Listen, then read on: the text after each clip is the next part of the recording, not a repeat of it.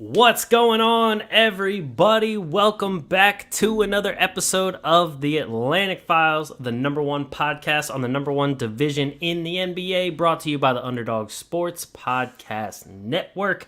As always, joined by your hosts, myself, Alex Fishbein, and we got Dennis Big Sexy Clausen. What's going on, Dennis? What up? Yo. This Yo. week, no Mike.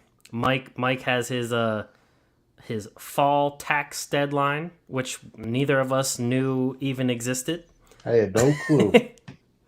I didn't either. When you asked him what deadline it was, I was like, that's a good question because I have the same exact one. Well, he thought I was breaking his balls. Right. Like, as if, like, there was no deadline. And we're just like, no. We've never heard of a fall tax deadline. I mean, do we really, though? I mean, I honestly didn't double check, though, to confirm that that is accurate. So he might still be bullshitting us. That's true. I did not look it up, so he could be bullshitting us for all I know. Yeah, I don't know. Shout out to my man's Johnny. You see this hair? Oh, you got the haircut again. Okay, Johnny's getting the business in. Johnny got his shit together. I haven't been to get a haircut in about a month now. You better get on that. It's getting pretty long. I know. It starts looking weird once it gets long, like just up here. Still a mohawk. You kind of got it going on already. True. I mean, I could just shave everything else here. Just boom. Right. Oh, God. Maybe I could go the Carlos Boozer route and like spray my whole head to make it look like it's hair, but it's just spray. You remember that? I do.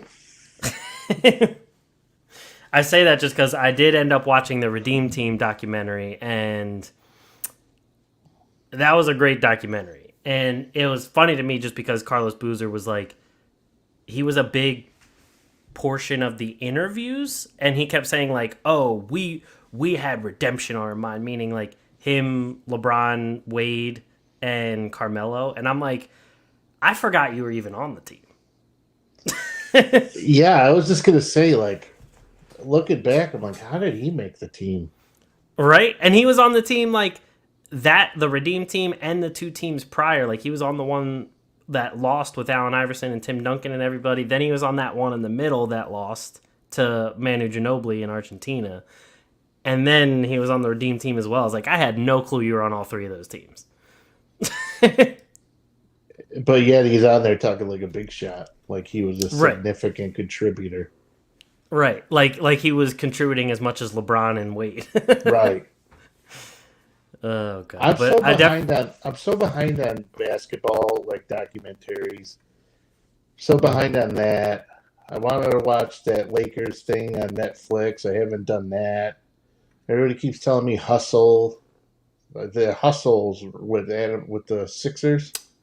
With Adam Sandler, yep. People keep telling me about that, and I still haven't watched it. Yeah, I would definitely. I mean, the Lakers thing that's on HBO, the Winning Time, that was good. I wish it was like more realistic. I mean, I guess I can't tell if it's realistic or not, but all the players keep saying like the depictions of them aren't real. But I wish it was a little more real. But at the same time, it's good entertainment. Hustle was pretty good. I mean, it was just like it wasn't amazing, but it was a solid movie. Especially a serious Adam Sandler movie. It was solid. So yeah. It's gonna be Adam Sandler. I'm trying to think of the serious ones he's in. 50 First Dates. Would you consider that serious? I mean, maybe somewhat serious. I mean, it was either a really bad comedy or a really bad love story. Right. I mean, the one serious one that he was in that was good was the one where he's like he runs a jewelry store. It was like pretty recent. I'm forgetting the name of it. Kevin Garnett's in it and everything. I forget. Unless it's Happy Gilmore or Billy Madison, it's. Oh yeah, I mean, it ain't working for me. All those old ones including like Waterboy, even the longest yard. Like, Yeah, I think the longest yard was like that was it. Like I right. think That that was the wasn't last even one. that good, but I think that was the beginning of the end because the Water Boy was good. Right. But There's a yeah, couple like dumb now ones with mixed in. but now like Big Daddy was okay. Oh, Big Daddy was a good one. You're right. Yeah, I wiped Big my Daddy own was good. ass. Kangaroo song. Yeah. So especially with NBA season coming up, like it's going to be hard to watch things because I'm just going to be. And in classic form, the other night I was watching the Lakers on. I was watching Russ and LeBron play, and of course AD wasn't playing because of his back spasms that he's been having, which was not really a surprise. So it looks like it felt natural to me, like yeah, you know what I mean, I like. I remember sending in our like Instagram group with you and Mike. I remember sending in there that AD was gonna miss the next game with an injury, and I was like, "Well, it already begins." It didn't take long. Nope, not long at all. And what's up, Muhammad? Welcome back to the show. Glad you're here to Mohammed. watch. I've never seen anybody spell that. How did he spell that? Mohammed. Mahmud. I haven't seen I haven't seen that spelling before. I haven't either. I like it. Are It's you different. sure that's his real name? It's showing it as it's spelled on his YouTube account. Or do So you think that's really Mike and he just didn't really know how to spell it? 'Cause he's stupid. Mike has a burner account. What up, Mohammed? What's up? What's up? So let's Mohammed's get in. giving Tyler a run for his money in terms of getting in there. I know, in terms of number one fan. No, I can't with Tyler. I didn't No. say It's still number one. Tyler right now, but Muhammad's been tuning in. He's been Mohammed. tuning in. We appreciate it, though. We appreciate everyone watching. Yes, even after my joke from last week, he still came back. Exactly. That's a big. That says more than anything. Right. Oh God. So let's go into probably the hottest news topic that's been around the NBA so far in the past few weeks. Draymond Green punches Jordan Do you Poole. purposely pick topics like this? Oh hell yeah. They're fun to talk about. Yeah, but you know I'm going to get pissed off eventually here. I When mean, just yeah, think- probably. All right, go ahead. I'm sorry. Sorry, honey. But so there was apparently a little fight at practice. I mean, I don't exactly know. I don't think anyone knows exactly what started it. I don't know if there was any word on exactly what started it, but I got the inside have- scoop. oh, you have the inside scoop? All right. Yeah. Well, let me do this real quick. I have the video up here for any of the people that might not have seen it just yet. We're not going to share the audio or anything. The little TMZ sports video. Look at this. So we got Draymond Green. He's chirping. Jordan Poole's over there on the sideline. They're talking to each other. You just can't hear it because there really wasn't any sound in this video.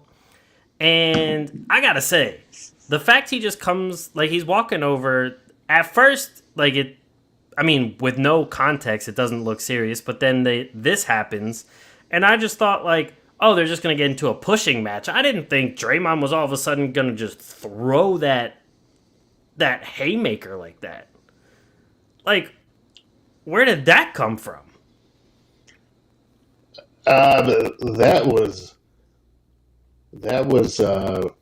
That was a good punch. I know. I mean, he's got the reach advantage. That's true. He's got a much bigger reach than Jordan Poole does. But what was shocking is that Jordan Poole just went down with one shot. I know. So I think he wasn't expecting it like in the slightest either. Well, so here's the thing. I guess there were some. You want the inside scoop because I have sources. Yeah. Let's hear the sources. All right. So apparently during practice, Jordan Poole made some comment about the contract, the negotiations, and how he's going to be the one to get the money because they're Okay. limited on cash. So I guess Jordan Poole said something along those lines of he's going to be the guy who gets paid, and Draymond's basically alluding that he ain't either get nothing or he's going to be gone. Right. So Draymond, of course, didn't like that too much. So the rest is infamous at this point. So, but people were coming up and being like, I can't believe Jordan Poole pushed him and all that stuff. But I'm like, okay, guys chirp in practice, right? Like that's not the first time that shit has ever happened. No. Is Jordan Poole maybe is he being a little cocky asshole? Probably. I mean, as you get older too, when young people start saying shit, like I know this, like when young people start talking shit, like as an old guy, you're like, I got to shut this down real quick. Right. So, Draymond goes over. Jordan Poole pushes him because he's probably thinking, okay, this guy's in my face. I'm going to push him. And the worst thing that's going to happen is this thing's going to get broken up. And I'm still going to look like Right. a tough guy because at least I pushed him. Mm-hmm. That didn't happen how he was anticipating. Let's put it that way. Not at all. Draymond with the big right hand, the big straight right to the face, down. He was down. If that were in like the octagon, the referee would have stepped in. He was done. Oh yeah. I mean, he literally crumbled against the wall and just went down. Oh yeah, he. I tell you, he ain't looking so good right now. No. I mean, but then he came out and had a good game in their preseason game, like the next like day or two after that. Well, I was surprised too because they kept saying he was a concussion protocol, and I was like, he's a concussion protocol. Like, okay, I get it, he got hit, but I mean, come on. Right. So Yeah, I wouldn't have expected a concussion out of that. I mean, it was definitely a cheap shot punch that, I mean, yeah, that definitely rocked him. And it was just like we hear all the stories about like the one that's getting brought up the most now is the one about Michael Jordan punching somebody in practice. I think it was Steve Kerr. And then there's all these other stories of like the older players coming out and saying like, hey, people got punched in practice all the time. Like people got extra competitive. One argument led to another. You got punched. You guys like, shook hands, made up, and you were still teammates. But then you kind of have like the newer age of NBA players with like, there was like Nick Young and J.R. Smith and Isaiah Thomas and so on and so forth of guys that are just like, nah, we can't be teammates after that. Like, fuck that. Like, there's no way, like, we're making up or I'm forgiving you for that, for like a cheap shot and everything. And then it became a whole debate of like why the video even came out, because that was the thing. Back in the day, sure, there probably was a bunch of fights in practice, but there was no video. So there was no video to leak. well, here's the thing too with these videos. There's too much videos of things going around these days. Right. Like the first thing that happens whenever you see a fight or like a cop pulls somebody over or somebody is like people don't help anymore. They pull their phones out to film things. Oh, yeah. Like For sure. so like okay, like this is film. For one, whoever leaked that should be automatically just fired and just he should never hold any position. Like you basically sold your soul for the reports were like less than $10,000 he may have gotten for that video. So they'll Yeah. find out who did it. I mean, there's only probably a certain amount of people who only have access to that video. And there's no way So you're getting another video job in the NBA after they know who it is. he probably he'll be lucky if he gets to McDonald's. Right. Even though McDonald's is paying pretty decent these days. So True. and you get 50% off, your meals and stuff, which is a perk. Damn, So I I didn't know don't. you get 50%. That sounds nice. I even think you might even get free. I don't know. If anybody worked at McDonald's, just let us know. I don't know how the 401k is. I don't know how the dental is at McDonald's. I don't know, but I know that you get at least some perks. Half price off food is always nice. Yeah. I mean, especially me because I'm throwing $20 down every time I go to McDonald's. So to pay $10 or $20 would be good. Oh, hell yeah. I'm always down for that. So, but the thing is, it just the problem is like if that wasn't filmed, like Right. they may have been able to go like beyond that because I mean people fight all the time, but Oh, yeah. now that this is out there, one guy they got to save their image. You know what I mean? So Draymond's not gonna want to look like a punk.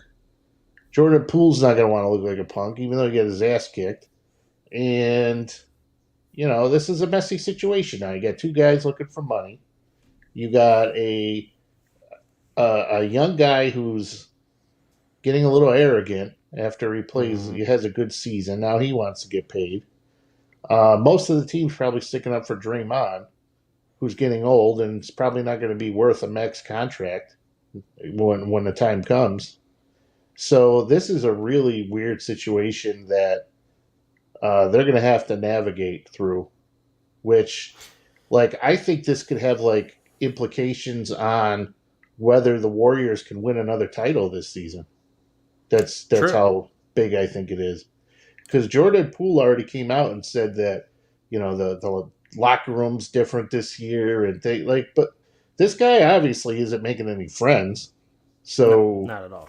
yeah, And that's the thing is like definitely before all this happened, it was kind of like, all right, the Warriors need to, extend the contract of Jordan Poole because with Steph, Clay, and Draymond all getting older, you're going to need that next core group of guys, and that starts with Jordan Poole, and then you're going to have to, re-sign Kuminga, then re-sign Wiseman, and, it just keeps cycling through. But now it's kind of like, all right, well, now it's like you do have to make a decision. Are you picking to keep Draymond for like a year or two more than this?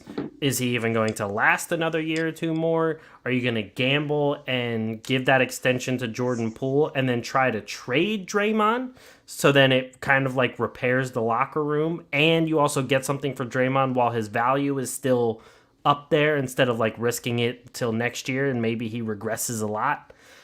So it does change the landscape of Golden State because, I mean, they even said, like, Draymond came out and gave that apology to Jordan Poole and his family and his team and blah, blah, blah. And Jordan Poole, there was, like, those reports that he didn't forgive him. Like, they still weren't talking. Jordan Poole didn't, like, go and say, like, hey, I accept your apology or anything like that. So who knows how long that's actually going to take for him to actually accept the apology in the first place and then be able to play the same way they were playing as teammates before. So like that's going to fracture a lot in the locker room and that hurts big time when it comes to actually trying to win a championship.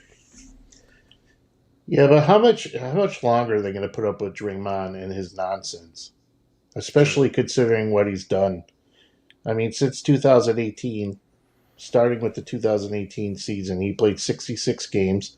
The following was 43 games. The following season was 63 games. Last season, he played 46. He doesn't, his points per game totals are significantly decreased. He's still solid on the defensive end. You can still get the boards and everything, but overall, his inability to stay healthy alone isn't worth a big time contract. So when you add that in with like how many problems are we going to put up with this guy? Like Draymond Green has done a lot for the Warriors, but let's not forget if he didn't get suspended, the Cavs wouldn't have won that season. At least that's how I feel. Like the Warriors could have easily beat the Cavs in the finals, but because Draymond got suspended that one game because he can't keep his mouth shut, that cost them that series too. So uh, Draymond's got both of those guys don't look good because most of the people are like here's Draymond being Draymond again. Let's just add another chapter to his book. And then Jordan Poole looks like a cream puff. He got knocked Right. out one punch. He's spilling the tea. Did I use that right? Yep, as the kids would say. Yeah, the kids. He's spilling the tea about the locker room. Um, and now he's being a baby. He's not accepting the guy's apology because he got punched in the face. I mean, Yep. big deal. You got punched. Okay. The one thing about guys that guys are able to do is guys can beat the shit out of each other and then go back to being friends. Like, that happens all the time. So I don't understand why, if a guy's truly sorry, and maybe he needed his ass kicked. Maybe he's running his mouth a little too much, which probably that's what happened. So I don't think Draymond Green sucker punched him. He went up to him. Jordan Poole, he got in his face, but Poole pushed him. So once True. the push happens, it's game on. I mean, I agree, but I also think it's a little bit of a sucker punch because as a teammate, you're not expecting someone to punch you. You know what I mean? Well, if you're ready to push somebody, you should get ready to get punched in the face. I mean, true, especially in the real world. In the Like, streets. exactly. Like, if I was, I don't know if you saw it, but if I was that cameraman that fucking Devontae Adams pushed, I'd want to punch him. Of course So, I saw like, that because I've been. Oh, go ahead. I'm sorry. But now I'm n- just getting disgusted. oh no, I'm just saying, like, so yeah, like if you're gonna push somebody, like, you have to expect some sort of repercussions. Like, I like if I was Jordan Poole and I'm pushing Draymond, a guy that's known to talk shit and start shit with a lot of people, like during games, not let alone practice, then the moment I do anything, my guard is gonna be up. I'm not just gonna be like, oh, okay, and then turn my back to him as if like everything's good. Like, no, Draymond is gonna do something about it. So And he yeah, ain't it a is. small guy either. Let's No, not not forget at about all. that. I mean, what does he go Not at all. 6'8", 6'9", Around there, like 250? yeah, something like that. He's not a small guy. No, He's nasty too. So I mean, that's helped the Warriors in some ways, but then again, it's been to their detriment as well. But to Devontae Adams, like in what like why are people putting their hands on people? Like if the roles were reversed, I know I don't like it either, but if the roles were reversed and that cameraman pushed Devontae Adams, not right. only would he lose his job, not only would he get arrested on the spot, like Oh yeah. like it wouldn't be. I'm thinking of pressing charges. Like apparently that guy's thinking about filing a police report, but it, Yep. it, it would be that guy's getting cuffed right there, detained by security and law enforcement right there, getting dragged out of there, going through the whole process of getting patted down and getting an appearance ticket, all the good stuff that goes along with that.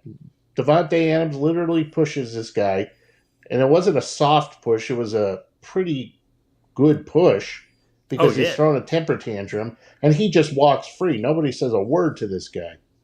I know. It's ridiculous. I mean, and I saw people defend Devonte Adams in that situation, saying like, "Oh, well, that guy shouldn't have walked in front of him. He should have walked some other way." Blah blah blah. It's like he was obviously walking that way for a reason. It's not like he's just going to walk in front of Devonte Adams for no reason. Like this guy's doing his job. And then I also saw, on the other hand, people defending, punching people in practice, and it's like I get that people get in fights in practice, but like they're your teammates. You shouldn't be punching your own teammates, just flat out. Like, sure, you can get in a pushing match, arguing match, whatever. Like, I don't care about that kind of stuff. But when it comes down to it, like, you can't just punch a teammate. And Muhammad says here suspension for Draymond Green.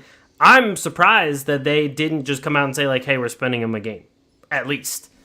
But then Draymond said like, "I'm gonna take some time away from the team," blah blah blah. But it's like, yeah, And that's another because thing. you're saving face.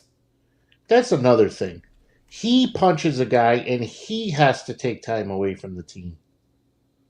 Right. Like, why do you have to take time away from the team? Like, what did you, like, you weren't the victim in any of this. So why are you have to go? It doesn't make sense to me.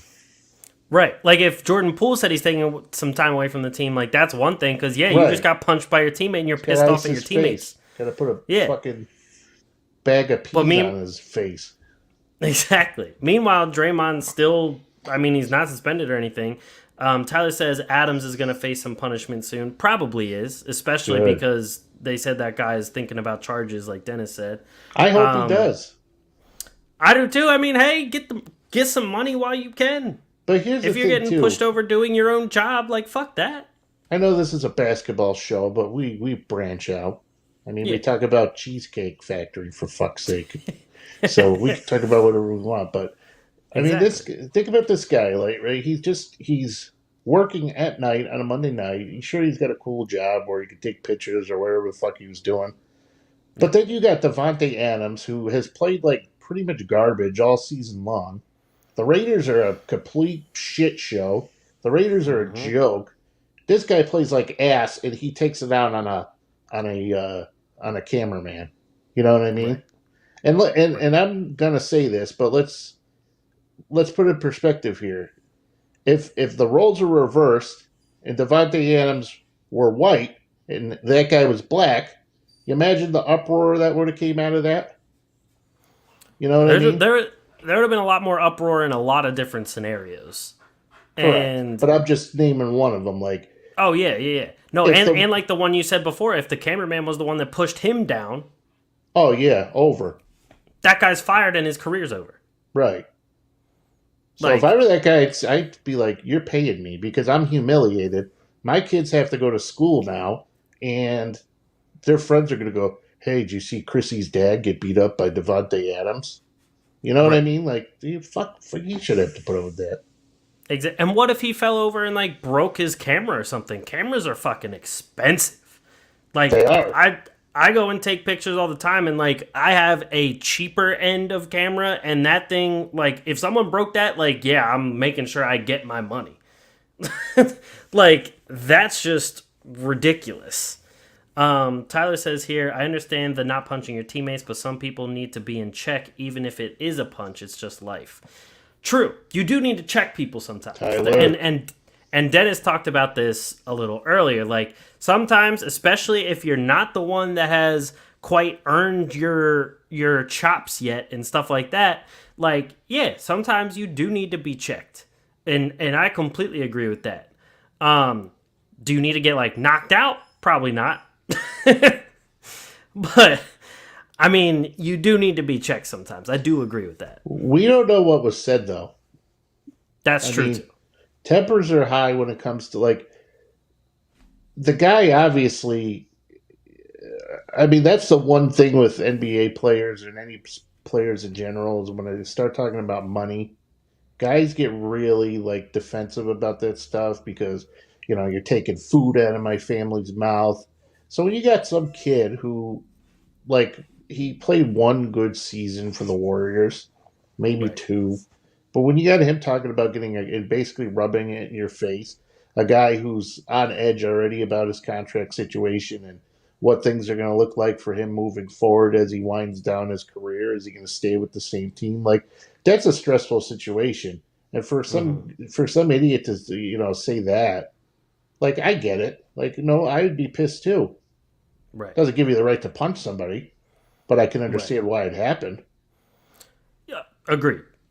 And it also blows my mind that like Draymond went from recording a podcast with like Pat Beverly like an hour beforehand to punching him to then like trying to apologize and do like all this PR control and then being like pretty much getting ready for the next podcast as if like stuff didn't happen. Like it's just crazy to me how it all like unfolded so fast after that. Well, they needed to take those two guys and be like, hey, listen, shut your mouth. And this would be the type of scenario where maybe you might want to bring like Steph into the mix. You know what I mean? To be like the voice of reason. Somebody who could keep Draymond Green calm and be like, listen, you should have punched him, but you're being a little punk, and everybody's taking notice. With that said, both of you need to shut your mouth. Don't talk about this situation. The only thing that we're going to say to the press is we're handling it internally, and we're never going to speak of it again. And hopefully, it dies down soon. No, you got everybody releasing statements. You got people saying this, that. Don't apologize. What are you apologizing for? Because you hit somebody? He's not apologizing to you. Right. Sometimes words hurt more than getting. Honestly, some of the things that have been said to people over the years hurt way more than getting punched in the face. Oh yeah, and it doesn't sound like either party is in the right. Like nobody. I mean, I don't want to say nobody because there's some crazy ass people out there, but most people don't just punch someone unprovoked, like without any sort of reason why not to, or why. Depends on how many beers I had. I mean, understandable, but it's just like so there's definitely another side of this story that nobody's saying. And even though, people talked about like the rumors of Jordan Poole becoming, like a douchebag and stuff like that, but then Iguodala, Steph, and Steve Kerr all coming out and saying like that's not the case, blah blah blah. It's like, all right, well just come out and say what happened. Because the more you dodge the subject, the more that people are just going to throw their opinion at the wall and see what sticks. Because they don't know what happened. They're just reading random ass reports from random people that are getting leaked from like each side to just say some stupid shit. Just like the whole Ben Simmons thing. Like, come out, say what happened. No, but that's the thing. Come out, say what happened, and leave it at that. Don't let it come down to reports and so-and-so said this and so-and-so said that and Woj reports this, but Shams reports that. Like, that's when it all becomes dumb. And then you have to like keep apologizing for stupid shit that probably never happened because now that's just what everyone thinks because it's in the media. Just come out and say it. Like, shit, just get Poole on Draymond's podcast and talk about it. Like, fuck it. Or just have him fucking box or something. Right. Fight it out. Do something. Well, make some money off of this thing. Donate it to charity or, Exactly. But, so moving on. Everybody needs to stop filming things. I'm so sick of film. Like, how many times you watch a video and you get some fucking whale just pulling out her phone and she's just recording things, her ass is hanging out, but she got to get that cell phone and record things. God forbid somebody helps somebody. Oh, he's burning to death in a fire. Let me fucking film it. Right. Like what happened to this person's getting robbed. Let me film it. No, let me film it. Like, what happened to the days of, like, people just helping? Exactly. Stop filming. It's ridiculous. Stupid. And Tyler says, Ron Artest just punches people for fun. I mean, Ron Artest is a different breed. that man's a wild boy. So, moving on here. Exactly. We had a pretty big prospect showcase. One like we haven't seen in quite a bit. Victor Wembanyama. I'm hoping I'm not butchering that too much. No, you did. All right, cool. Faced off against Scoot Henderson as the top 2 prospects in this coming draft. Victor had tons of praise from the likes of Steph Curry and LeBron and all sorts of people. LeBron calling him, he said how everyone calls people unicorns now. He's beyond that. He's an alien. And then there was a bunch of praise for Scoot Henderson as well. They played great. I mean, right back at each other. They both, I'm pretty sure Victor had like 30 and like 10 and like 5 blocks or something like that. And Scoot put up like 27, 28 points and like 8 assists and things. These two look honestly ridiculously good. And I would say these two look better than the entire draft class of this past season. Oh, easily. Like by far. Yeah, I mean, they're not. Well, if you go back to the season before, they're not better than my man's, but they're they look okay. I got some critiques on both of them. Oh yeah, they definitely have plenty of stuff to work on still. That's for sure. But I gotta say, with Victor's frame and all the things that come with it, people. Same thing with Chet. They had a lot of things for Chet with his frame and stuff as well. Even though Victor's a little more filled out already, Uh, I'm surprised with how polished his game already is. he is, but here's the thing with that. So I was watching something, and I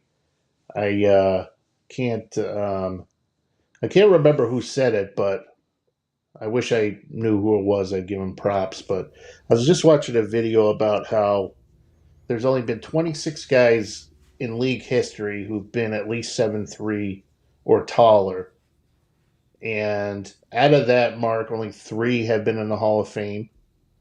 And then there's Oh a wow. huge portion of that group who have had their careers ended due to injury.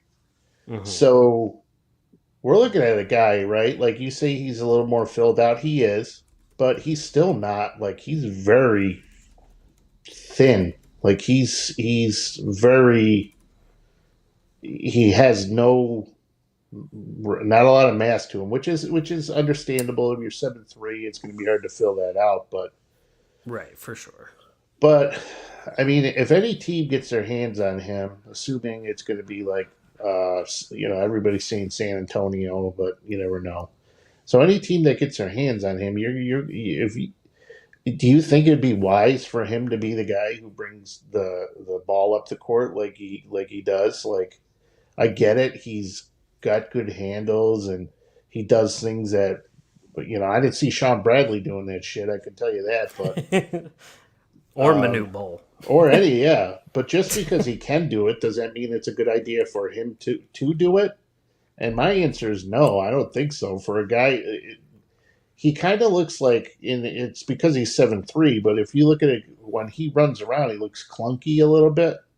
You know what I True. mean? Like he does, like his feet are too big for his body, and he doesn't really Mhm. know how to like handle that because his feet probably grew 5 inches in the last year, and his brain still hasn't figured out that his feet are that big. So, Right. um, is he a good ball handler? Hell yeah, he is. He threw the legs and spin moves and all that stuff. But my concern is that if you put the ball in his hands that often, how long is it going to be for him to make one wrong move and strain an MCL or an ACL or tear something or go down with a high ankle sprain or something. I mean, look how quick it happened to Chet. Chet was barely True. around, and boom, he's gone. So I'm not buying the hype on any of this because we've seen a lot of players with hype coming into the league and they haven't amounted to much. Is that going to happen to him? Probably not. He's probably going to be a good player. With Hmm. that said, I'm not going to be the guy who's going to come out and say we haven't seen anything since LeBron or anything like that because that's crazy to me. Um, so yeah, Yeah, I feel like every season there's somebody that they're like, oh, it's the greatest prospect since LeBron. They said that about Zion. They even said it about Chet for the longest time. There's a multitude of other players that everyone wants to say is going to be the biggest prospect since LeBron, and I think I understand people getting excited and hype and everything. Like this is a 7'4" kid that has some offensive skills at his age that we haven't seen before from anybody that big and that young already.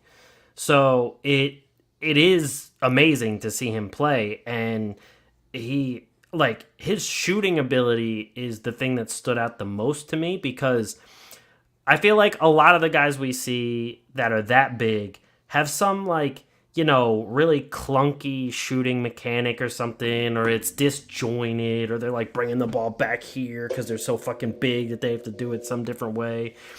But the way that Victor shoots the ball reminds me of KD because he releases it at its highest point. It's fluid, and that shit just goes in every time. And and if he could he do it can off the shoot dribble. exactly, and if he can shoot like Kevin Durant at 7'4", that's just fucking insane. And Tyler here says Victor is literally magical. The way he plays, it's unreal. Yeah, the way he plays, especially at the young age he is definitely crazy. Now, once he does get into the league, there are a lot of guys that have unreal offensive games. And on top of that, there's a lot of guys in the league that are much better defenders than he's seen so far. And now, like you said, I'm not saying that means he's gonna be a bad player. I'm not saying that means he's gonna be a bust or anything like that. I think he's gonna be an all-star. At the very least. Barring any injuries or anything of that matter. But I just want to see him against those bigger players, just like I wanted to see Chet against the bigger players. Because, we didn't see Chet against the really built-out, big 7-foot NBA guys, and then the moment we started seeing it, he gets hurt against LeBron.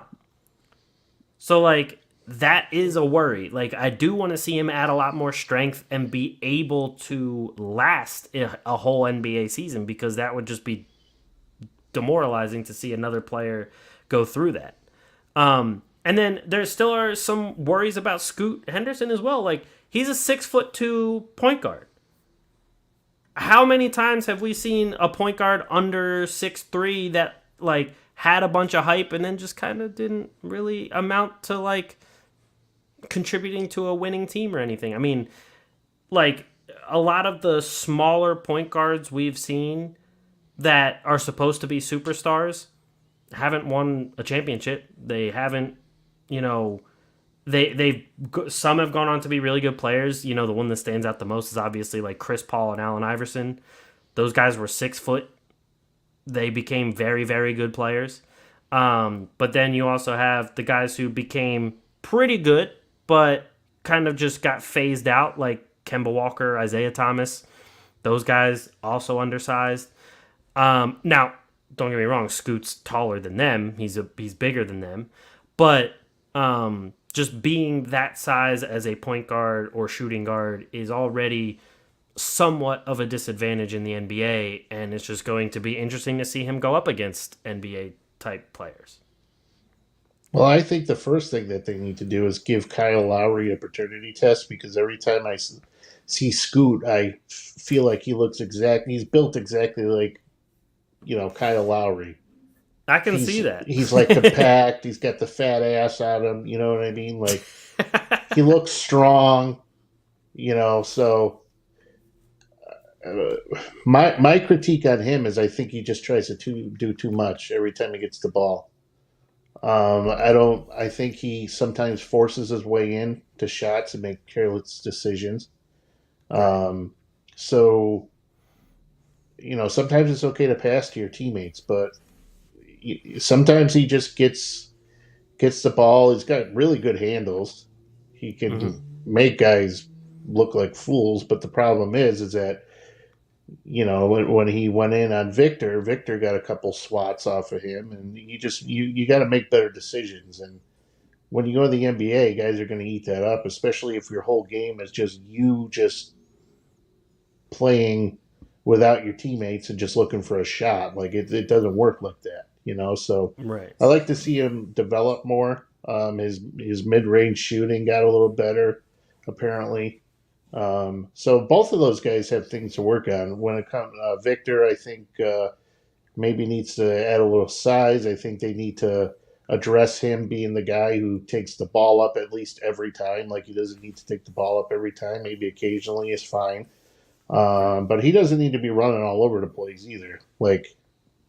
He wants to get open for shots, but he can make his own shots. He's got good handles, and there are guys with good wingspans who would be able to, challenge his shots, but overall, he should be able to make his own shots. With that said, you don't need to be having him do everything, because he's just going to end up getting hurt like that. Scoot, just work on getting his teammates involved a little bit more, and let's not just be trying to get to the basket ourselves and making poor decisions. Right. Right. Yeah. He is ridiculously athletic, which helps his case, especially being 6'3" instead of being, the new like 6'4", 5'6" point guards and really lengthy and everything. Like And he's his strong. Like he's strong. He's a big dude. right. He is really strong, and he has great physical tools. The big thing, he has the skills. The big thing is the IQ. Learn, like you said, past like getting his teammates involved, making his teammates better, so on and so forth. It has been to his benefit playing in the G League and everything, because then at least you play with and against guys that have been in the league, that have that experience, and you can actually learn that from those type of guys and play some guys that might be up and down in the league, right on the cusp of actually making the league, so that helps him out. Tyler asked, could he be another Marbury since he has so much hype on him? Marbury's not a terrible comparison. A lot of the comparisons I've been seeing actually are like almost a mix of Derrick Rose and Russell Westbrook. Remember those Marbury shoes? Yeah, Starberries. I used to want them. They're only like $15.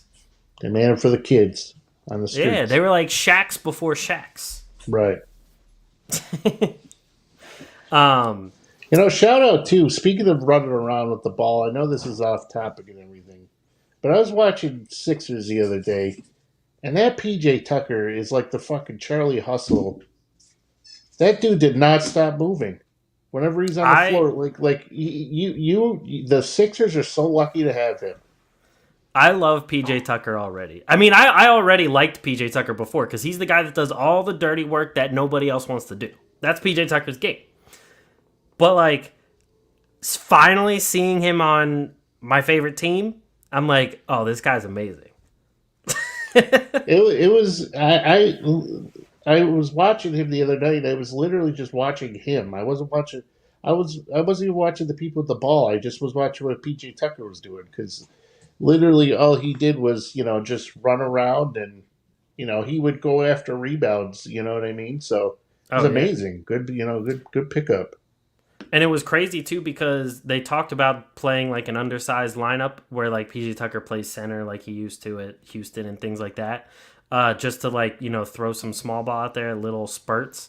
And that was when like him and Maxey just went off. They like PJ Tucker was grabbing boards even though they were way undersized. Maxey was hitting all sorts of shots, and I was like, okay, I like this kind of small ball. Yeah, PJ Tucker is going to make a huge difference for them. Oh, for sure. I've really liked Daniel House so far too. He's been doing like the same kind of stuff that PJ Tucker does, but for the bench squad. And I mean, those are the kind of guys you need. Those are the kind of guys the Sixers haven't had in a long time. I'm convinced after watching the Sixers that they're going to go to the Eastern Conference Finals. So I have a very, like, a good gut feeling that they're at least going to make the conference finals. And a lot of it is due to the fact of the mindsets of, like, DeAnthony Melton, PJ Tucker, Daniel House, the improvements of, like now they're using B-Ball Paul a little more at the 4, which I think he's definitely more cut out for than the 5. They have Montrezl Harrell, who just comes in at the 5 and just literally fucks shit up. Like, there's just a whole new mentality to this team that I haven't seen on the team. I mean, since Iverson. 6th man of the year, Montrezl Harrell. Exactly. I mean, and to get him to get that kind of discount on that kind of player when you have PJ Tucker, Isaiah Joe, like Korkmaz hasn't even looked bad. Like the whole team looks like it's and when I was watching Harden, he looked like he was getting more aggressive into actually like finishing at the basket, which he wasn't doing last season. Like last season, he just wanted to draw fouls, and this season, he looks like he's actually committed to putting the ball into actually making the shots instead of just looking for a foul call, hoping he gets a shot and then heads to the line. So, oh yeah, I agree. I'm hyped, but I guess we'll see. But Anyway, yeah. So You still Victor don't and have Scoot. Markieff Morris though. No, that's true. You guys did get Markeith, so it makes the whole difference. Oh yeah, tons of difference. um, but anyway, so yeah, Scoot, Victor, they're gonna be insane. It's gonna be interesting to see who tanks the most to actually get them, and we'll see what happens with them. But let's move on real quick. I just want to touch on a subject real quick before we get to the Central Division preview. Jamal Murray, I guess I forget if it was in an interview or like a podcast or something. He talked about how the level of basketball was better in the bubble because all they had to focus on was basketball. Now, a lot of people don't exactly.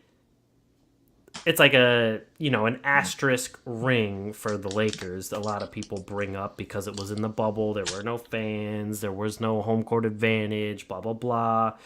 But if you have players saying that the level of basketball was better, does that mean that like the ring carries a little more weight, or is it still like in your mind not as much just because like there wasn't that atmosphere and stuff bringing more pressure? There was that break that players could get healthy and so on and so forth.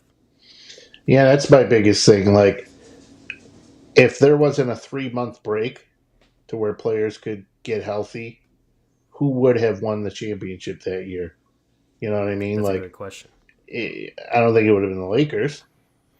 Because It we might know not who. even be Miami, like Yeah, getting to the finals. I mean, right. So, I mean, we know Anthony Davis can't stay healthy. You really think he would have stayed healthy? right, He basically had an entire off season in the middle of a season to get his act together. You know what I mean? right. With that said, I will say not having fans like really just turn things into who's just better because they're better, not who's better because we have the fans on our side. And you got people putting up the floaty things when they're trying to shoot a free throw, distracting, and you know what I mean. So Right. literally, but then again, like, yeah, you could say like all you had to worry about was basketball, but I don't think that's what everybody was worried about at that point in time. I mean, True. the NBA took a huge chance by basically orchestrating this thing, getting everybody into one location, doing testing, and then you got guys like who are away from their family who are still dealing with lockdowns and the possibility that some of their older relatives may get sick and die while they're in the bubble. Yep. So it's a different ring. Like, I know I say like it's an answer, like it's not a normal ring, but I think in some ways it's more impressive that they won a ring, and in some ways it's not. But you could look at it either way. You could make an argument for or against it either way.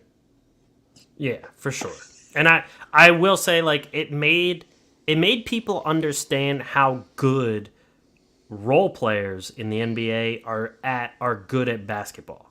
Like TJ Warren going off for 50 and a bunch of other people like that you otherwise watching a normal game would be like, all right, like at home he'll do a little bit better. On an away game he'll probably have 10 points.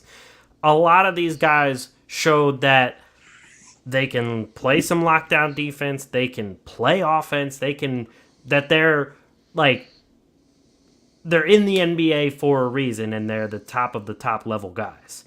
Whereas like before you have, Joe Schmo sitting at home saying like, "Oh, that 12th guy off the bench, like they should just cut him. I can play better basketball than him, blah blah blah." And it's like then you see the people in the bubble and you're like, "Yeah, no, you're not even going to score a single point on that guy if you played." Right. Like There was I some. do agree that the level of basketball was through the roof for the bubble. I mean, there's some good things that came out of that. The plane was kind of like emerged from that, so that was good. The Suns picked it up. Like, the Suns were garbage that season, and Yep. I think they won what 8, 9, 10 straight, something like that. And Yep. then they went from like a -2% chance of making the postseason to like actually having a shot. just based They were on the like one play. game away. I think they needed someone to lose because they went like 8 or 9-0, and then they needed one person to lose, but they won that game by like Yeah, a so couple points there's or something. and honestly, like the fact that like the bubble came, like basketball was back at a time when like there was nothing going on. Like Yep. we were baseball was on like the big thing because there was I nothing. I remember hearing my friends they'll do some sports betting here and there, and they're like, "Oh yeah, we're betting on Korean baseball." I'm like, "Do you even know like what you're betting on in Korean baseball?" They're like, "No, it's just the only sport going on." I'm like, "Okay, whatever." Right, that and e gaming. Oh yeah, esports. Like you want to is that what esports? You want to play? You want to bet on League of Legends? You know what I mean? Like Right. so the fact that like UFC like actually like was the first to like do things safely, like test guys and bring them in, and then basketball did a really good job. Um, Yeah. I mean, Lou Williams wanted his wings, but you know, Exactly. Everyone's got to have their wings, you know? It is what and it is. I mean you can't keep somebody in a bubble that long. I expected that, you know, Right. he has urges. He's got to go. Exactly. He's got to go out there and get his wings. You know what I mean? Exactly. And that brought on the best nickname ever, Lemon Pepper Lou. I mean, that was another great takeaway from the bubble. Yeah, the bubble was awesome. Now that I'm looking back, like it was depressing and awesome at the same time. Oh yeah. Like as a Sixers fan, it was depressing because then uh, I forget if it was Simmons or Embiid. They got hurt in the first round series against the Celtics, and then they got swept, and it was another season wasted away. But just watching the level of basketball was crazy. I loved that. That was so cool.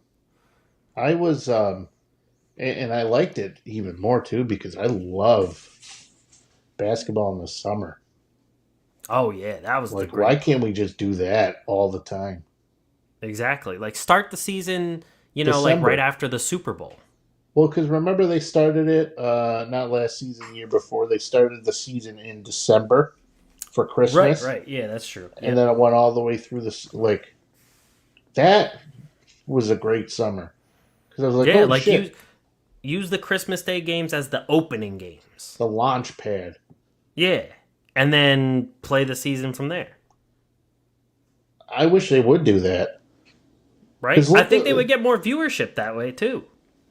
yeah, absolutely, because right now they're putting preseason games on, and they're going to have games on during football season. Like I love basketball, but football is only once like a week for the real meat and potatoes of it.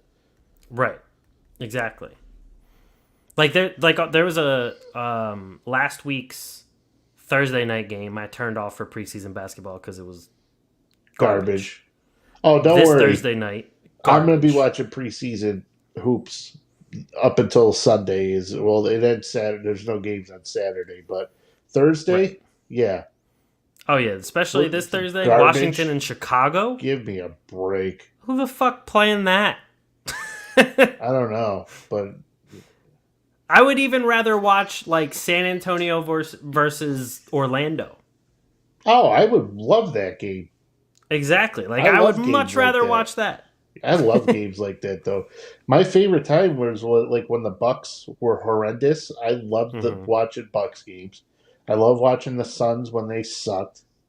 Oh Like yeah. it was great. I had the most fun watching the Sixers when they were in the tanking days.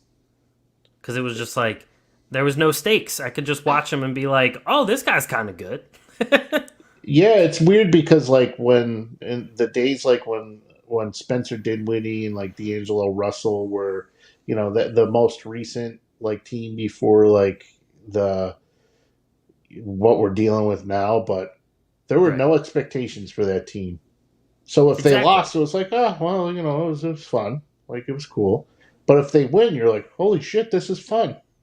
Yeah. Now, whenever Brooklyn loses a game in the season, your whole night is ruined because like this is not supposed to happen. Right. Like, you're supposed to win fucking 60 of these things. Like, what the hell's wrong with you? Yeah, they should win 80 out of 82 games. Like, there's, with Exactly. that team that they were, so no No, cap. agreed. Like, the moment the Sixers started getting good, it was just like, oh, well, now you're supposed to win these playoff series. Right. Now I'm Damn it. pissed. Right. But moving on. So, Central Division preview. So, this is home of the team that everyone thinks we hate, the Milwaukee Bucks. In case anyone who doesn't know, we obviously had that Giannis video. That was a clip from an old episode that people got mad at us for, talking about what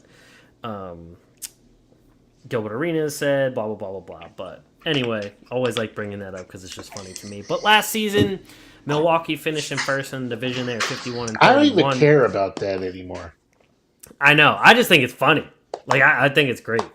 I tried to plead my case, but like, there's no pleading cases. No, you're never gonna win an argument. Like, people only see what they wanted to see. Like, they totally took all my words, misconstrued everything. Anything we said was totally like just twisted.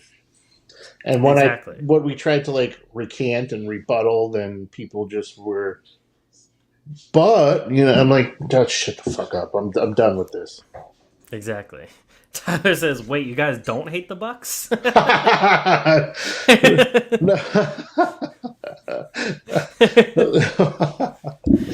You're right, Tyler. We hate the Bucks so much that I got one of these Giannis Funkos. Hate them. Can't stand them.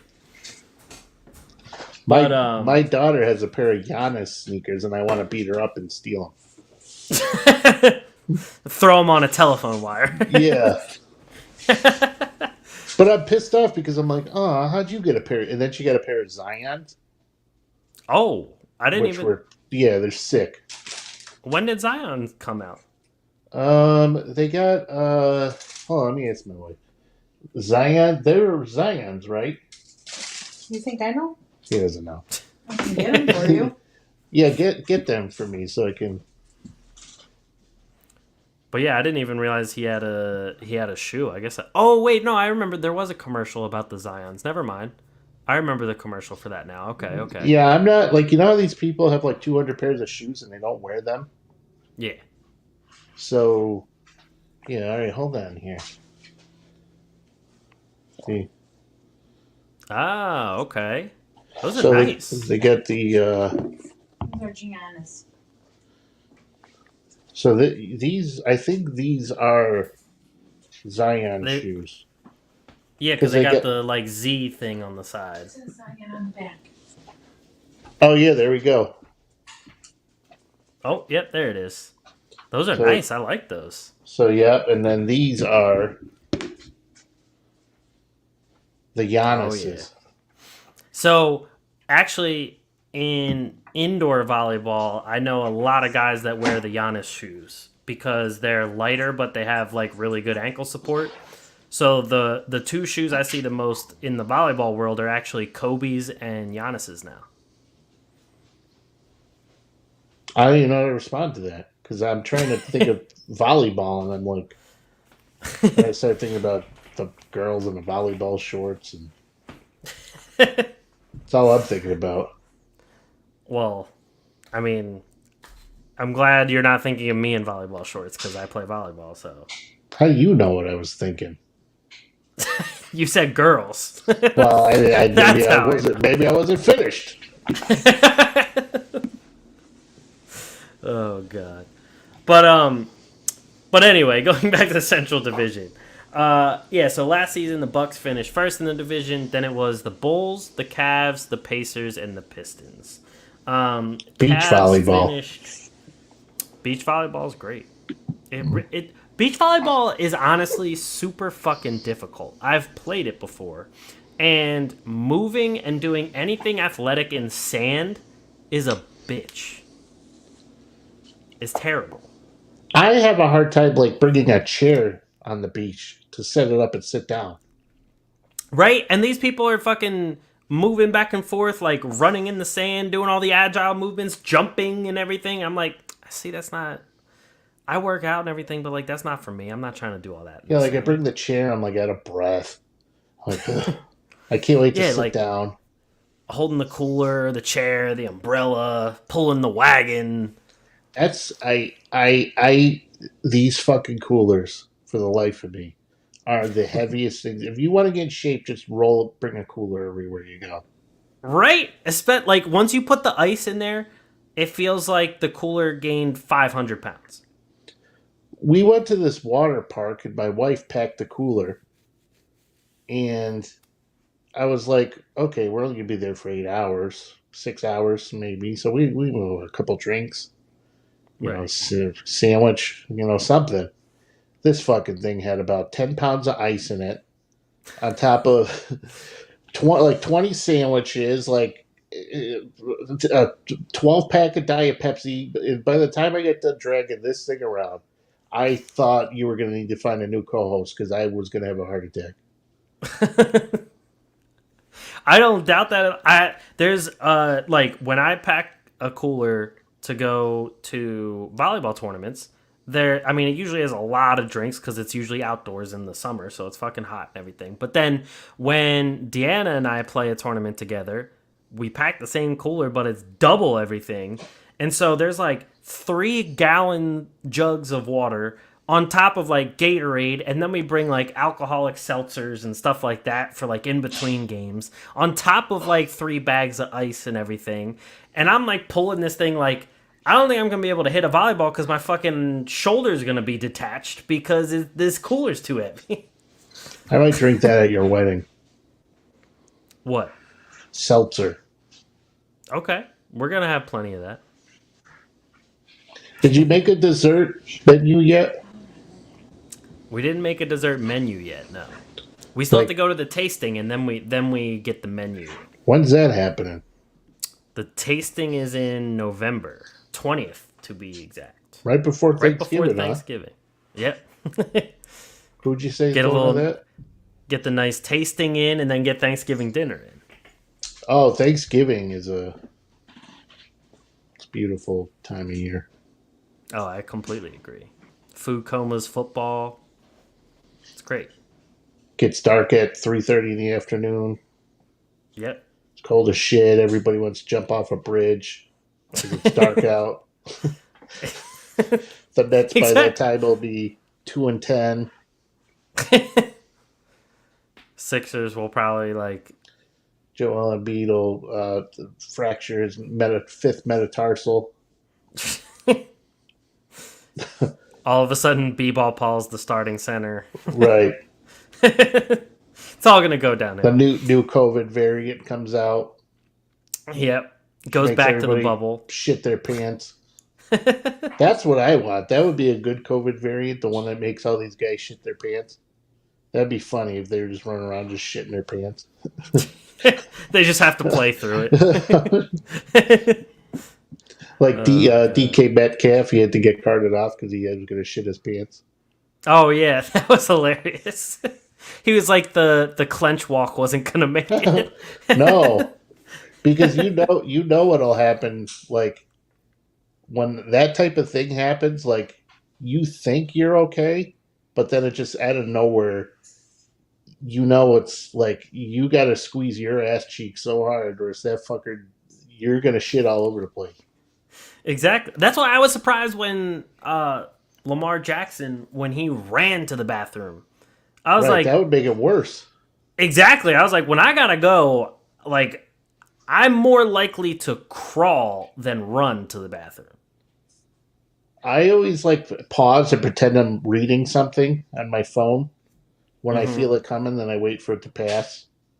And then I'll make like small, subtle movements to make it discreet. True story. I shit my pants one time. I probably ate like 8 hot dogs at a barbecue throughout the day. It was just crushing hot dogs, and I literally shit my pants. And I had to go to. There was a McDonald's, but in order for me to get to that McDonald's, I had to go down to the light and kind of do like a U-turn because there was a median like in like there. So I saw it. And I'm like, I got to get to that McDonald's quick.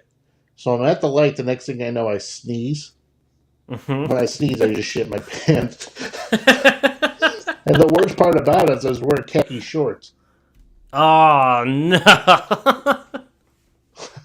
So you could see everything that happened there. Then, But I still had to go to McDonald's because I still wasn't done. But at that point, I should have just kept shitting and just drove home. But whatever. yeah, but you also don't want to sit in that smell and everything too. Well, I was sitting in it, but then I had to throw my underwear out because I'm like, I'm not putting that thing back on. And Right. it was a mess. So yeah, guys shit their pants like.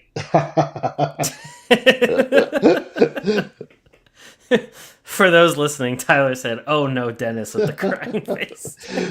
So yeah, DK Metcalf, he was wearing. I think they were wearing the white pants that day. Yeah, you So can't if risk he would have that. shit his pants, he would have.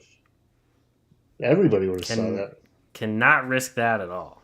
Where are we going to talk about the Central Division? Yeah, Tyler also said Dennis is so far from thinking about basketball. Oh god. But yeah, shit. The Pacers and Pistons. No, I'm just kidding. That's it. Oh god. But so yeah, the Central Division. As All I right, said have a last good night, year. folks. Take care. Good night. We'll be here next week. As I said, Central Division, Bucks won that last year. Bulls, then the Cavs, Pacers, Pistons. Obviously, this year looking a whole lot of the same with the Bucks, Bulls, and Cavs in the top three. Pacers and Pistons most likely going to be in the lottery yet again. But Dennis, what are you thinking for the Central? How do you think it's going to shake out? Well, I think No pun Milwaukee. intended on that. Did you say what? Did you say how it's going to shake out? Yeah. It's good. It's pun. It worked. Yeah, it goes. It fits. Well, whatever. It's fucking. So yeah, obviously I get the Bucks winning. Right.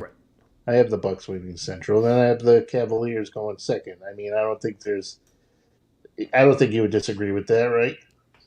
Nope, I got the same top two.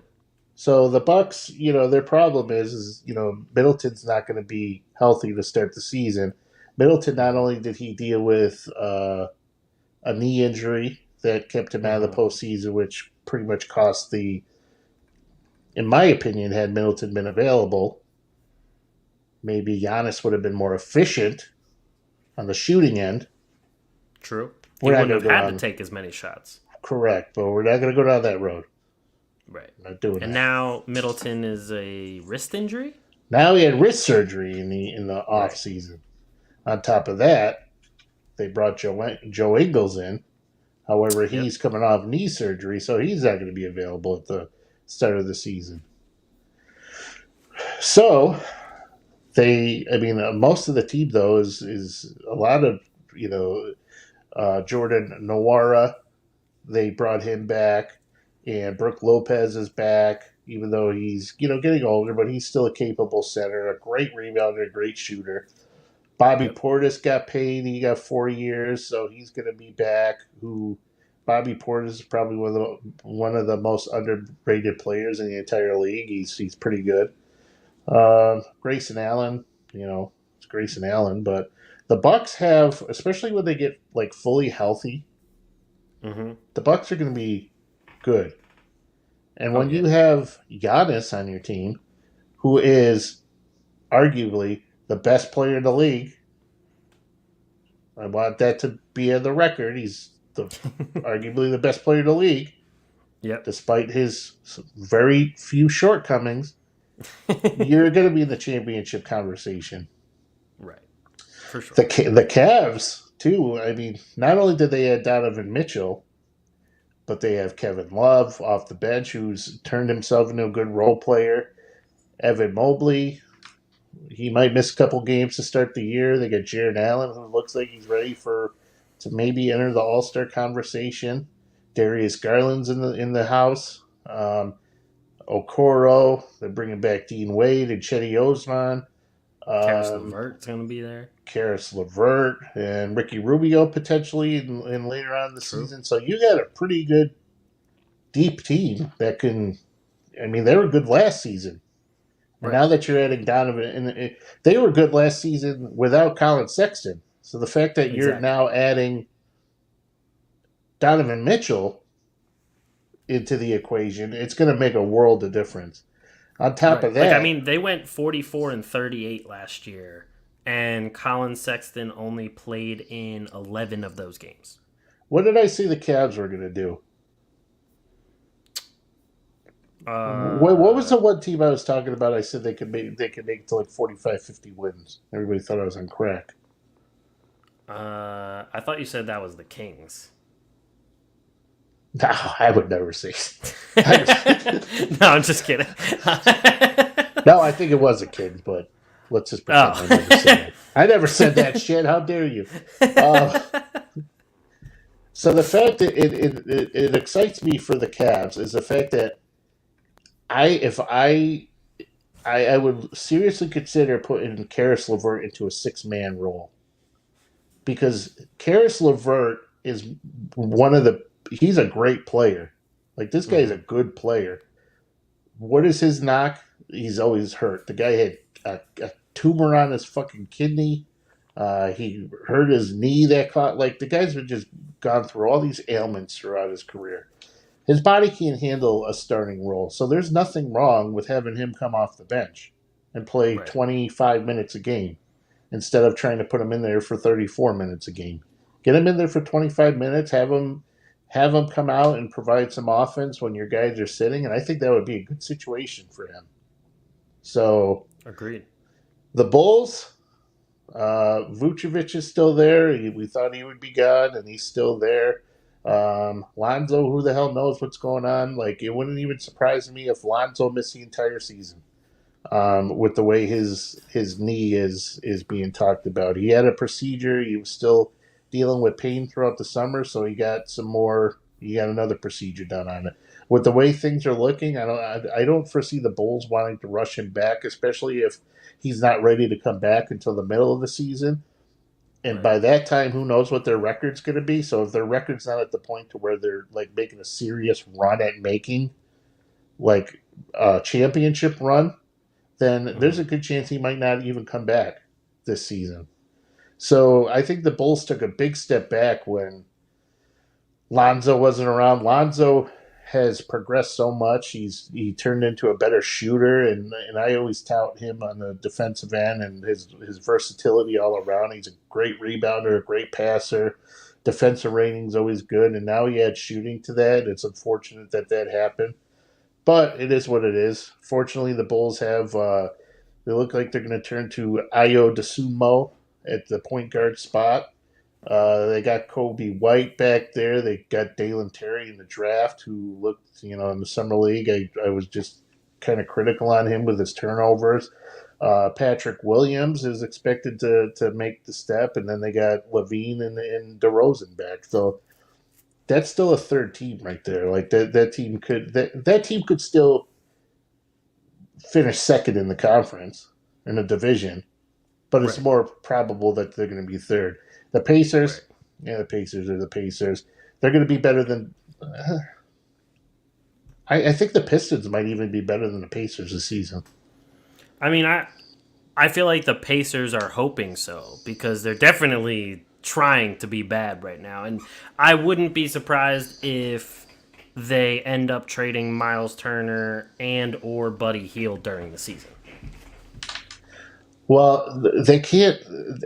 If they would have found somebody, they cannot get rid of Miles Turner. He would have been gone already, by far. True. And he if it weren't for the fact that the Lakers didn't want to get rid of those first-round picks, he would have probably been in L.A. at this point. Hell yeah. So, I mean, they don't want him anymore. They have, Goga Batadze's there, even though the guy dealt with a foot injury for a lot of last season. And, of course, it's going to be all Halliburton this season for them. So they're definitely going to be in for some TJ McConnell, Duarte, So they're Who was the guy they just drafted too? They got a pretty good guy in the draft. Didn't they? Benedict Mathurin, if I'm saying it correctly. Yes, that's who it was.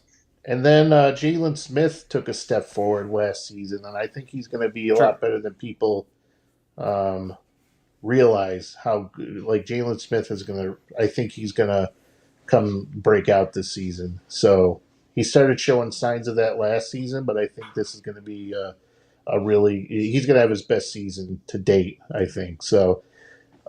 With that said, though, the Pacers aren't looking very good, so I might even put the Pistons ahead of them just simply because the Pistons, they have, Cunningham, Ivy. I think Marvin Bagley's going to be in for a good season this year. Mhm. It's Jalen Duran, and they have Isaiah Stewart is still like they're going to split time in the middle, but overall, I don't think that's a bad team. No. Sadiq Bey, of course, is still in the equation. Like he's a guy that nobody really even thinks of, but he's a better player than people think. So I'll stop my rambling because I can talk about the lineups all day long. But so if I had to say, I'm gonna go Bucks, Celtics, Bulls, Pistons, Pacers. And you meant Cavs instead of Celtics. What did I say? You said Celtics. It's 8:30 at night. No, I knew what you meant. We actually have the same exact standings. I also have Bucks, Cavs, Bulls, Pistons, Pacers.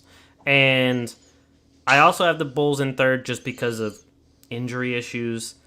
And then if other people start getting hurt, wouldn't be surprised at all if the Bulls start trying to trade people, because why keep it all together with like aging people in terms of DeRozan and Vucevic. Like why hold on to those guys and try and go through all of that instead of just, fuck it, start over. If you somehow can get a top 2 pick this year, boom, all of a sudden you're on your way back up again with these 2 huge prospects. That's just the thing, like, especially with this year, with these prospects coming in, I wouldn't be surprised if more teams that are on the cusp just say, fuck it, let me try and trade people. If they just start imploding. Yeah, it wouldn't surprise me, though, if Vucevic isn't there at the end of the season if he goes somewhere else. Right. Especially the addition of Andre Drummond, I think, is a really good addition for Chicago, especially on the rebounding end of things. And so if you do get rid of Vucevic, well, true. But if you do get rid of Vucevic, at least you have somebody there for boards and stuff like that. Like, am I saying he's going to produce on the offensive end? That's 5 points, 27 rebounds. Exactly. So it's going to be hit or miss if you do get rid of him, depending on who you get back. From the free throw line. Exactly. No, but I mean, DeRozan could, like, if you could find somewhere like a team that wants to add a piece and has some, like, can match salaries and possibly make a run, like you have like a 1 or 2 year window, like, because that's all really DeRozan has left is maybe like 1 or 2 years of good production, and then that's it. Yeah. Vucevic is past 30, and as much as I love Vucevic, and I think has been a great center in the league, one of the most underrated centers in the league, his window's closing too. He hasn't necessarily been healthy at all, and I'm a big health guy because health makes it. If you're not there on the floor, it's going to severely hurt your team. Right. Zach LaVine hasn't been the healthiest guy over the years. True. So, also very true. But I mean, when it comes to DeRozan, I could see maybe teams along the lines of like the Mavericks or the Trailblazers always make dumb decisions when it comes to trading for people. So I could see them, if they start doing well in the first half of the season, maybe thinking like, hey, if we add DeRozan, we'll be even better. Maybe even the Atlanta Hawks, if they want to offload people like Capella and stuff and get a Kongwu in there, like teams like that could start looking into DeMar DeRozan that could really push them over the edge. So I mean, look at the Mavericks. So the Mavericks, they pay a lot of money to Tim Hardaway to do nothing, Yep. and they signed Maxi Kleber to a lot of money, who could easily be somebody that they can easily get rid of. Yep. Spencer Dinwiddie, maybe, if you're going to get DeRozan back. So, like, I agree, the Mavericks, and then Clint Capella makes a lot of money.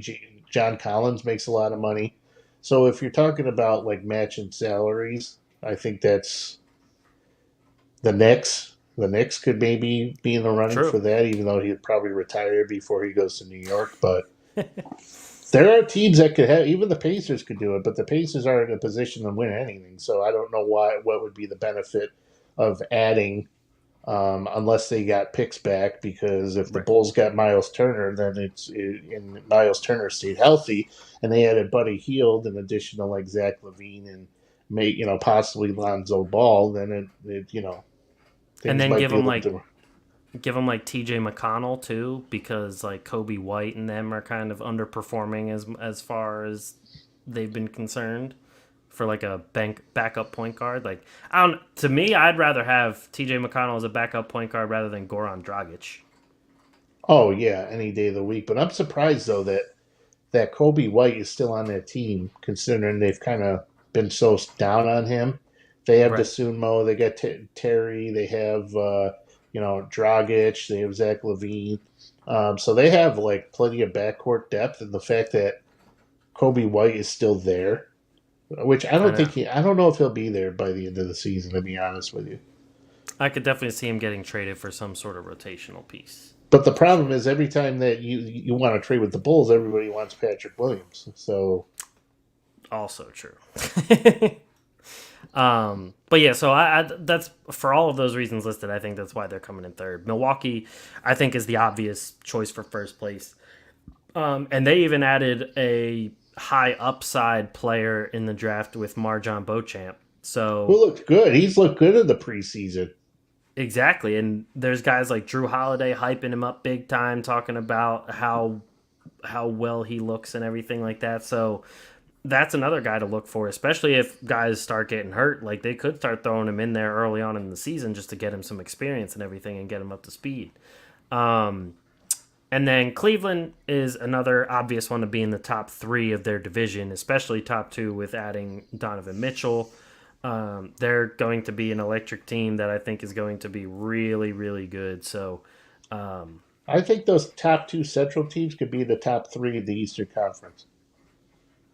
So I'm going to stick by what I said before and say I still don't think Cleveland is a top four team. I think they will be a fifth seed. But that being said, I wouldn't be surprised if they snuck into the top four, but I just don't think they're going to get there yet. I mean, you trust Brooklyn? Well, here's the thing. I think the Raptors are going to be better than they were last season. They're going to have Siakam the full year. They didn't have that last year. Scotty Barnes is getting better. Gary Trent Jr. is getting better. Fred VanVleet is going to be healthier. OG Anunoby, I mean, hopefully he stays healthy, but that hasn't really worked out. The Raptors need to trade OG to Indy and get Miles Turner back. I agree. And even if they could get like Buddy Hield off the bench too, that would be nice. But that would be a big contract swap, so I don't know who they could trade for that. Yeah, I would. If I were the Raptors, I would do anything in my power to get rid of OG. Oh yeah, because he's never healthy. No, Never healthy. And he's always that guy that like everyone's like, oh, this is his year. He's gonna really realize his potential, and then he gets hurt. yeah, I was just gonna say that every season, OG is gonna. This is it. I'm telling you, he's gonna. And he shoots up in the fantasy rankings, and everybody. And I'm like, hell no. Yep, every time. But then you have guys also in Toronto that got better. Like Precious got better. Chris Boucher got better. Like Toronto has a really good team cooking over there. They just need an actual center. And Koloko might be that, but we don't know just yet, so we'll see. But anyway, yeah, I just see... I like Koloko. Oh, for sure. I like him too, but I guess we're just gonna have to wait and see what he does in the regular season. But Probably nothing, but exactly. You know what you'll see something out of him is probably like in March, like the end of March, he'll have that one game where he'll have like 18 points and like 16 rebounds and 4 blocks. Exactly. And they'll be like, holy shit, where's this guy been? And it's gonna be like, oh, it's Coloco season, and then he just never sees playing time until the next year. Then they Malachi Flynn, and then your boy Delano Banton. Yep. They have some really good pieces, and then Who on top of that, shit his pants a couple times. True. And that's just me talking about the Raptors, who finished 4th in the Atlantic last year. There's still the Celtics, the Sixers, the Nets.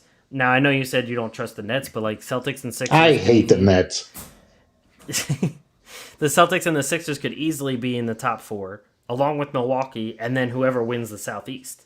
Like, that could be the top 4 right there. But you gotta, we'll get to the Raptors real quick. I know we kind of jumped off, but so it's our show. We can talk whatever fucking we want to talk about. But, toward the end of the season, Fred VanVleet was not healthy. Right. And the play in the postseason, the Raptors were like Scotty Barnes got like banged up during the postseason. Fred VanVleet, remember he tore his shirt off and was so. If they could stay, like Fred VanVleet is one of the best point guards in the league. Just nobody knows about it, Exactly. But I think they're going to be better than the Celtics. See, until I see the Celtics come out and like what they are going to look like without Ime Udoka and stuff like that, but especially with like the new additions they have, I still have them towards the top half of the Eastern Conference. So I think Philly. I don't know why you argue with me on this, but I'm high on Philly. So why don't you just take it? No, I'm high on Philly too. I'm actually but it's just on your side this time. I'm high on them too, and I think they're going to do very well. But I still just think the Celtics are also going to be a very good team. That's the only issue. Think of how much I used to shit on Joel Embiid, and I would shit on Philly, and now listen to me. I can't stop raving about Joel Embiid. It's a full 180. It is. So you should just be glad. I am glad. I appreciate it. Thank you. But anyway, so yeah, I mean, the Pacers, they're trying to be bad. Isaiah Jackson is one that a lot of fantasy gurus and everything are looking at to really produce a lot. And I think he's going to really show some things, especially because he's going to get as much playing time as he really wants. And then you got guys like Brissett, Nesmith, Nembhard and stuff like that are going to try and show why they belong in the league and everything, and show why they can get better.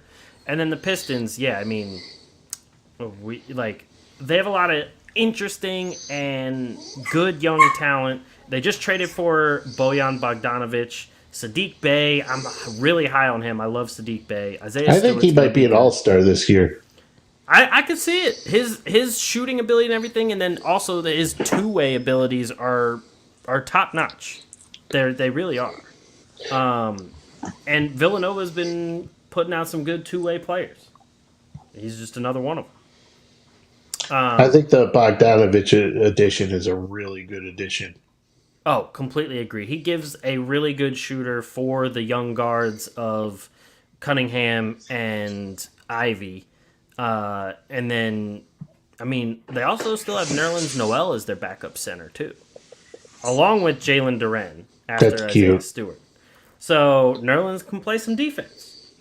That's cute. But no, they also have Isaiah Livers, who they assume to be stepping into the role of Jeremy Grant. I'm curious to see how that goes. Killian Hayes is one that, a guard off the bench. We still got to see what happens with him. I think it's going to be Marvin Bagley's season in Detroit. So I completely agree, and I really like what Marvin Bagley's been showing as he's been on Detroit. I really hope he keeps growing into a really good player, because he had a ton of promise coming out of college. Well, yeah, they took him in front of Luka. In front of Luka, in front of Trae Young. Yeah, so he better do something. Yeah, seriously. But do you have anything for what you got this week? No. Okay. I have a quick one, and it's based off of just because I watched the Redeem Team documentary. Which team are you taking, the Dream Team or the Redeem Team? It's not even a question. Dream Team? Like, of course. That's the greatest team ever assembled. I don't know, man. The Redeem Team, watching the documentary brought back a lot of memories watching the Redeem Team live on TV, and they were just really fucking good.